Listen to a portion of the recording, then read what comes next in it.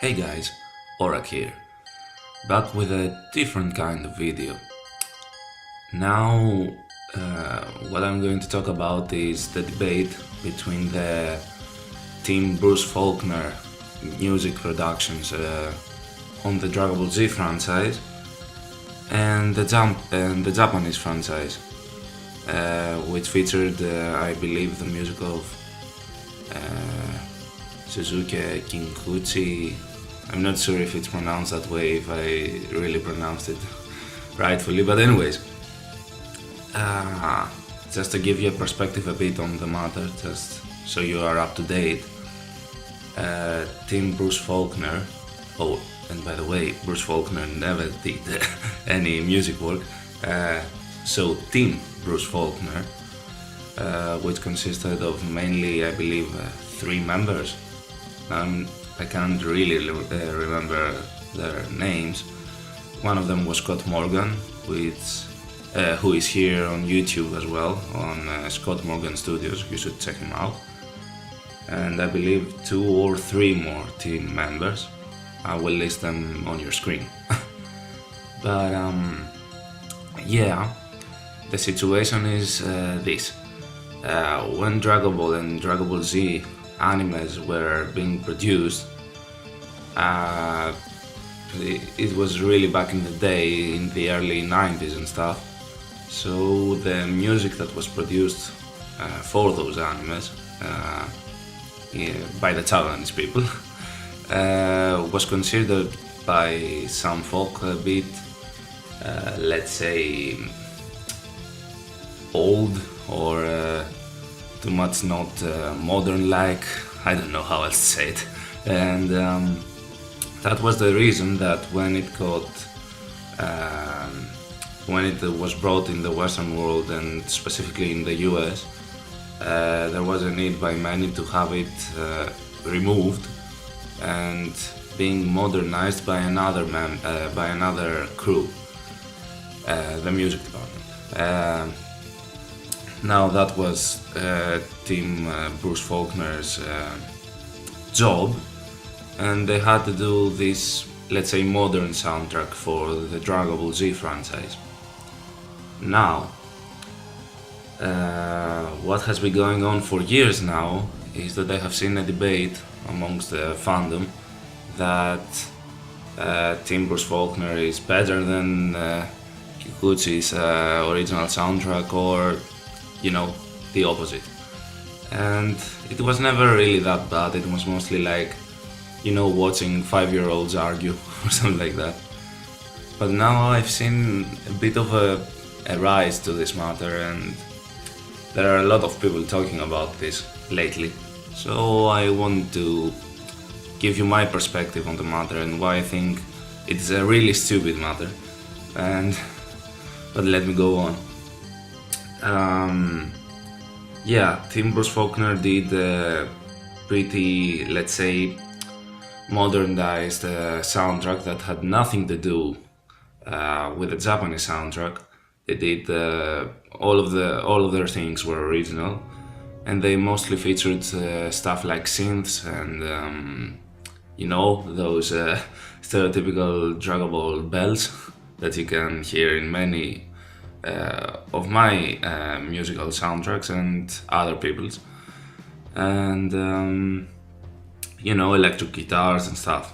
The aim of the whole soundtrack of Team Bruce Faulconer, I believe, was a bit aimed in the ambient, let's say, department. Like, you could watch a scene in the Dragon Ball Z anime, and let the music, let's say, become a part of it, and do not really pay attention to the music as a musical piece, but pay attention to what is been going on the screen. Now the Japanese soundtrack, which arguably was created a bit, some years earlier than Team Bruce Faulconer's, had that, let's say, vintage, traditional Japanese / orchestral music feel into it. But Many people claim that it is, let's say, quote unquote, arguably a better soundtrack composition wise, and it featured a lot of changes on tempo and the mood, and many instruments were used. Pretty orchestral, most of them, but there was a wide variety. And there is always this conflict in the fandom, and I believe it stems a bit in the people that grew up with Team Bruce Faulconer's music and the people that grew up with Japanese music. Now, so that I can give you my perspective on the matter, I believe my position, let's say, I grew up with a Greek dub of the Dragon Ball Z, and in the Greek dub we had the Japanese music. So let's say that my nostalgia levels and what I grew up with was the Japanese OST, and I will always love it. And I can't really say that the US OST will ever be better for me than the Japanese one. But I believe watching some people argue about this matter and how they go into it and what arguments they use is pretty stupid. I mean, I've presented to you a bit the characteristics, let's say, of Team Bruce Faulconer and the Japanese one, and you can see that they aimed for different stuff, so it is natural that different people will like those different stuff. They didn't try to copy each other, so that you could, let's say, have a debate if it had a similar music style, and if both of them had this traditional Japanese feel into them, then I believe it could be arguable. But in its current state, no, it's just stupid. I mean, I wasn't really familiar with the Bruce Faulconer music many years ago, but for I believe 1 year now, let's say, I've been listening to Cyan Enigma, which is a composer that does Dragon Ball inspired music and remixes too, but he does originals too. And you can see his OC in the left corner of the screen, and in the right corner there is the OC for Halusa Twin, who he does similar stuff to Cyan Enigma, let's say. What most people argue is that the Team Bruce Faulconer music isn't really memorable. I beg to differ. Listening both to those guys that I mentioned and the Bruce Faulconer music, the original one, you can't say that it is not memorable, at least in my opinion. They use those, the simple strategy of having a melody, let's say, repeat itself, and things happen over that melody, and it just uses this progression model just to make it stick to your brain. That is why most people use it, because it is one of the easier methods to compose, and it becomes memorable in the end. Unless your main melody is a bit, generic or whatever. And listening to stuff like Super Boo's theme, or Goku turning into Super Saiyan 3, or Gohan ascending to Super Saiyan 2. All those stuff, they're so characteristic of the scenes that are depicted that, I mean, you can't really watch a scene and do not associate it with that music, because it existed as let's say, an ambient track that really provided the material for you to be able to make to your brain this scene memorable, not only on its visual side, but on its emotional impact too. Now, in the Japanese music soundtrack, there are a lot of different tracks in different nature of tracks inside the original soundtrack.